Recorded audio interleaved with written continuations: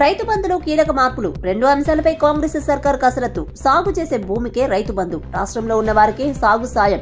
సాగు చేసే భూములపై ఎలాంటి పరిమితి పెట్టొద్దనే ఆలోచనలో రేవంత్ సర్కార్. ఎన్ని ఎకరాలు సాగు చేసినా రైతు బంధు ఇచ్చే యోచనలో ప్రభుత్వం ఉన్నట్లు సమాచారం. పవన్ కళ్యాణ్ కు big shock. AP assembly parliament ఎన్నికల్లో పోటీ చేయబోతున్న జేజేఎస్పీ తమకే గ్లాసు గుర్తు కేటాయించాలని జాతీయ జనసేన పార్టీ డిమాండ్. ఇప్పటికే జేజేఎస్పీ పార్టీకి బకెట్ గుర్తు, గ్లాసు గుర్తు కేటాయించాలని ఈసీకి జేజేఎస్పీ విజ్ఞప్తి. ఆటో డ్రైవర్లతో సీఎం రేవంత్ రెడ్డి సమావేశం. సాయంత్రం భేటీ కానున్న ముఖ్యమంత్రి రేవంత్. ఆర్టీసీ బస్సుల్లో మహిళలకు ఉచిత ప్రయాణంతో తమకు ఉపాధి పోయిందని ఆటో డ్రైవర్ల ఆందోళన. 10 రోజులుగా ఆందోళన చేస్తున్న డ్రైవర్లు. ఆటో డ్రైవర్లకు సీఎం రేవంత్ ఎలాంటి హామీ ఇస్తారోననే చర్చ. లోక్సభ ఎన్నికలపై మల్కాజ్గిరి నియోజకవర్గ నేతలతో భేటీ అయిన మంత్రి తుమ్మల నాగేశ్వరరావు. మైనంపల్లి హనుమంతరావు లేకుండా జరిగిన భేటీకి హాజరైన మధుయాష్కి గౌడ్. మహిళలకు టీఎస్ఆర్టీసీ ఎండీ సజ్జనార్ విజ్ఞప్తి. మహిళలు తక్కువ దూరం వెళ్లేటప్పుడు ఎక్స్ప్రెస్ బస్సులు ఎక్కకుండా పల్లె వెలుగు బస్సుల్లో వెళ్లండి. దూర ప్రాంత ప్రయాణికులకు అసౌకర్యం కలిగించొద్దు. కొందరు మహిళలు అనుమతించిన స్టేజీల్లో కాకుండా మధ్యలోనే బస్సులు ఆపమని సిబ్బందిపై ఒత్తిడి తెస్తున్నారు. ఎక్స్ప్రెస్ బస్సులు అనుమతించిన స్టేజీల్లోనే ఆపుతారని సజ్జనార్ తెలిపారు. గచ్చిబౌలిలో కారు ప్రమాదం. గచ్చిబౌలి కేర్ హాస్పిటల్ దగ్గర అతివేగంతో డివైడర్ కు ఢీకొట్టి బోల్తా పడిన కారు ప్రమాదంలో ఒకరు మృతి, 3కి గాయాలు. అర్ధరాత్రి 1 గంట వరకు వైన్ షాపులు. డిసెంబర్ 24, 25, 31 తేదీలో తెల్లవారుజామున 1 గంట వరకు వైన్ షాపులు, పర్మిట్ రూమ్లు, బార్లు ఉదయం 5 గంటల వరకు తెరిచి ఉంచేందుకు అనుమతించిన మహారాష్ట్ర ప్రభుత్వం.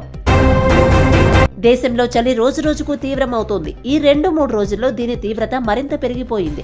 ఇక ఢిల్లీ గురించి చెప్పాలంటే అక్కడి ప్రజలు దారుణమైన పరిస్థితులను ఎదుర్కొంటున్నారు.